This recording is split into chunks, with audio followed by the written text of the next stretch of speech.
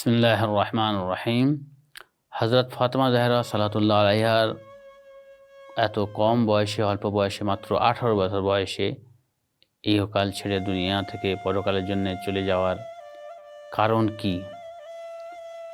তার কারণ হলো এই যে হযরত ফাতেমা জাহরা সালাওয়াতুল্লাহ আলাইহাকে নবী করিম সাল্লাল্লাহু আলাইহি ওয়াসাল্লামের পর এত কষ্ট দেওয়া হয়েছে, এত অত্যাচার করা হয়েছে, এত তার উপর জুলুম করা হয়েছে, তার হক এবং তার যে অধিকার থেকে বঞ্চিত করা হয়েছে এবং তার উপরে এত নিপীড়ন করা হয়েছে, যার কারণে তিনি শাহাদাত বরণ করেছেন।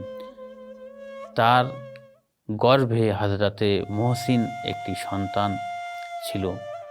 তাকে তার উপরে জ্বলন্ত দরজাকে দিয়ে তার উপরে হেঁটে গিয়ে সেই বাচ্চাকে গর্ভপাত করানো হয়েছে, যার কারণে হযরত ফাতেমা জাহরা সালাতুল্লাহ আলাইহার বুকের পাঁজর ভেঙে চুরচুর হয়ে গিয়েছিল এবং সেই কষ্টে তিনি 2 মাস বা 3 মাস বলা হয়, 2 মাস 15 দিন কিংবা 3 মাস বলা হয়, 95 দিন কিংবা 75 দিন বেঁচেছিলেন। সেই কষ্ট সহ্য না করতে পেরে ইহকাল ছেড়ে দুনিয়া থেকে চলে যান এবং শাহাদাত বরণ করেন।